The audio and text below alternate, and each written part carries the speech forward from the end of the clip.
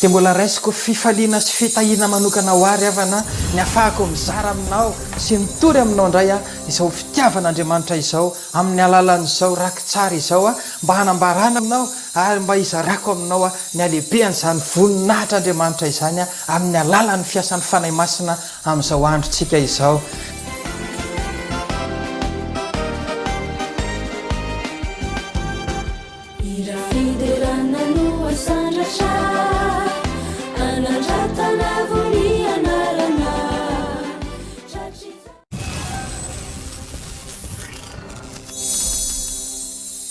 Nampitomboan'Andriamanitra ny mofo 5 sy azandrano 2 ho an'ny olona tsy omby 5,000 dia tsy mba fampisehoan-kery na démonstration de force ny nananganan'Andriamanitra ny Lazarosy tamin'ny maty, ny nanasitranan'i Jesosy nanadiovan'ny boka na ny mpahiratan'ny jamba ry havana sy ny ampisehoana fotsiny hoe zany zay ka mahery fa misy tanjon'Andriamanitra ao ambadika izy ireny indray mandeha dia nandeha teny moron-dranomasina Jesosy dia ozy izy tamin'ilay Petera hoe arisoy any amin'ny lalindalina ny aratonareo mba azahoana hazan-drano. Fatry ny alina no nikelezana iaina fatratra fa tsy nahazo na inona na inona izay. Kanefa noho ny amin'ny teninao izy dia arosika an'izany. Inona tokoa ny zavatra nitranga ry havana? Tsy zaka nakarina ny hazan-drano tao anatin'ilay arato. Fa ahoana ty lehilahy ty? Andray hitantsika izany ao amin'ny Luka 5 ao. Dia ny akohaka teo anatrehan'i Jesosy Petera ka niteny hoe mialahy amiko fa olo melo ka. Dia lasa izy nampiantsona ny sambo kely ozy izy teo an-tanety. Tena fony ny zavatra rehetrarehetra fa lasa nanaraka an'i Jesosy izy. Ino le mahery iny, ino le namonjy iny, ino le mahagagy iny. Ary zay amin'izay no natonga an'i Jesosy niteny taminy hoe aza matahotra, ataoko mpanarantolona ianao izao manomboka izao. Zany ny antony nanehoakany iny voninahitra iny taminao. Tovovavy anankiray antsoina hoe Yanitra mipetraka tao Ankady fotsy dia resaka tamiko izy ary nangataka hoe mba hito ambavaka ozy izy fa ny reniko efa antitra fa ny raiko izy izy tapaka lalandra ary dia tsy afa-metsika tao mpanadinana baccalauréat amin'ity taona ity efa nanala tamin'ny herintaona saingy tsy afaka ary tsy manana entina miantoka ny fianarako intsony ny mamanay. Nandritra ny taom-pianarana zany dia narary izy. Na dia izany aza dia tsy maintsy niasa ihany koa satria tsy ampina ny fidiram-bola tao an-tokantrano na ny mety manana amin'izany fianarana izany. Vokatra zavatra nitranga rehetra tamin'ny fiainan'izay dia vao mainka natsiaro izy zany hoe tena ohatra ny memana lavitra azy zany hoe ho afam-panadinana izany. Dia hoy izy raha tena manatona an'i Jesosy amin'ny fonao rehetrarehetra ianao, tsarovo ny tenin'Andriamanitra hoe tanako i Jehovah tsy foy fa mahavonjy ary ny sofiko tsy ladalofana fa mahare fa ny eloka reo ny hevitra mampisaraka anareo amin'Andriamanitra reo. Dana, tadiavo, karoy daholo hoe inona ny zavatra mampalahelo an'Andriamanitra amiko dia mialahy amin'izany. Tsy misy heriko intsony, tsy matapidalaka le tsy mahita na inona na inona tao intsony fa za ty mety haiko ilay fianarako. Vao mainka tsy manam-potoana ianarana. Mifona aminao a Jesosy.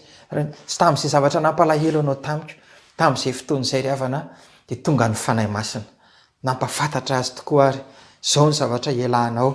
Miala amin'ny fijangajangana ianao, miala amin'ny filany nofy ianao, mandeha soare foana isan-kerinandro fa rehefa nametraha tanana izy ry havana dia nilatsaka tao amin'ny fanahy masina.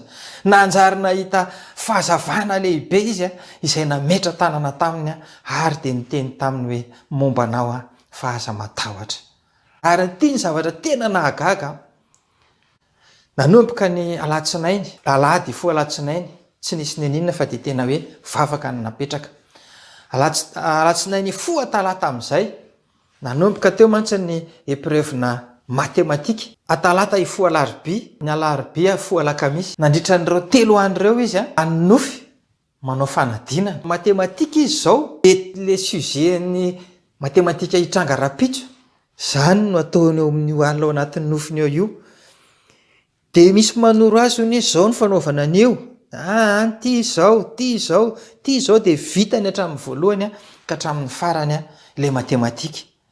tonga tokoa ny ampitson'iny io fa tia mihitsy le zavatra alina dia mandeha indray ny alina niny fizika indray raha pitso manao examena fizika izy ao anatin'ny nofiny miantso ahy izy tena mahavariana ny fitondran'Andriamanitra hozy izy fa tena naseho an'Andriamanitra daholo ny zavatra ho atao raha-pitso dia zavatra atao raha-pitson'iny dia asehony adaholy teo aho zany vo tena ohatran'ny zandray ny nangovitra torakovitra sady faly raha sanatria ve tsy afaka dia mety hiala amin'i Jesosy ve ianao za ozy izy na ho afam-panadinana na tsy ho afam-panadinana e zava-dehibe amiko nandraisaka ny fanahy masina nafataraka zany hoe tena fa velany eloko ary nafataraka fa tena hoe tena misy fiadanana atao anaty tonga tokoa ary ny valy le izy ry havana tena afam-panadinana somatsara ny orakoraka ohatra ny zazakely izy ny fifaliana hitany ary havana fifaliana lehibe zao ny angatahako aminao izy izy miantso ahy tsy fantatry na izy fa fotoana hijoroako vavolombelona amin'ny zavatra rehetra nitranga tamiko na tsy fa ny angatahako aminao raha sanatria ka tsy vitako mijoro amin'izany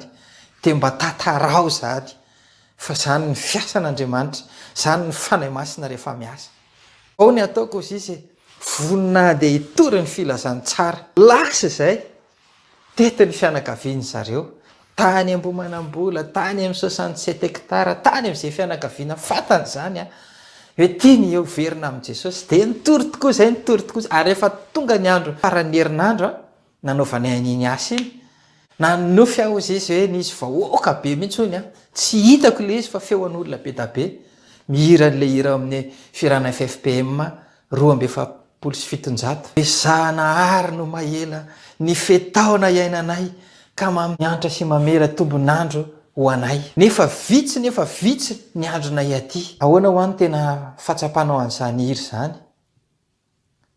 ozy izy ny fatako dia zao vitsy ny androm-piainako ety velona ao an'Andriamanitra maty ao an'Andriamanitra inona tokoa ry havana fotoana kelikely taorianan'izay tena lain'i Jesosy izy zany nentin'Andriamanitra ilazana aminao ry havana hoe iny Jesosy nandehandeha teny amoron-dranomasina iny raha nahitany Petera tsy izay trondro mbola ho lany mbola ho lo io tsy isy io anjaviny io fa ny zavatra tena na ao anatin'ny sain'i Jesosy raha niantson'ny Petera izy nampahazo trondro be da be azy nampahita fagaka na mahavariana azy dia le izy ny tenenany hoe amin'izao sisy zao kosa ataoko mpanarato-olona ianao satria ny amonjen'Andriamanitra tsy Petera ihany fa ny vahoaka maro be dia tsika zao tamin'ny antson'Andriamanitra ny Petera nandao ny zavatra rehetra izy ka nanaraka an'i Jesosy izay koa ny tadiavan'ny Tompo aminao